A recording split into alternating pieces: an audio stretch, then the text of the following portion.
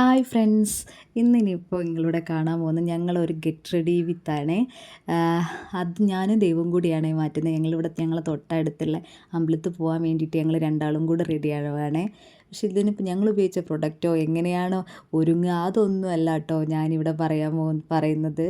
കാരണം അങ്ങനെ ഒരുങ്ങാനോ പറയാനോ ഒന്നും ഞങ്ങളിത് മാത്രം പ്രൊഡക്റ്റോ കാര്യങ്ങളോ ഒന്നും ഉപയോഗിക്കാറില്ല. ആകെ ഒരു ലിപ്സ്റ്റിക്കും ഒരു കൺമഷിയും മാത്രമേ ഞങ്ങൾ രണ്ടുപേരും ഉപയോഗിക്കാറുള്ളൂ. പക്ഷേ ഇപ്പം ഞാൻ പറയുന്നത് എന്താ വെച്ചാൽ ഇതുപോലെ ഒരുമിച്ച് ചേച്ചിയോ അനിയത്തിയോ അല്ല ഇതുപോലെ ഒരുങ്ങാൻ എത്ര പേർക്ക് ആഗ്രഹമുണ്ട്? അങ്ങനെയുള്ളവരൊന്ന് കമൻറ്റ് ചെയ്യണേ.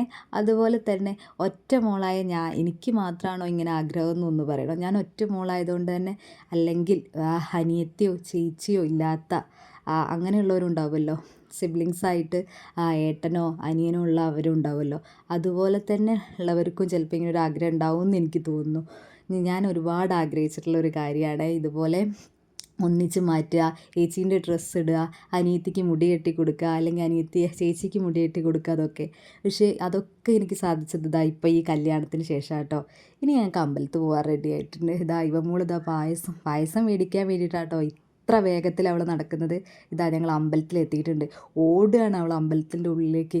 പ്രാർത്ഥന കഴിഞ്ഞ് കഴിഞ്ഞാൽ വേഗം പായസം കിട്ടുമല്ലോ എന്ന് കരുതിയിട്ട്. അപ്പം ഞങ്ങൾ തൊഴുതൊക്കെ ഇറങ്ങി. ഇനി ഞങ്ങൾ വീട്ടിൽ പോട്ടെ. Okay, bye.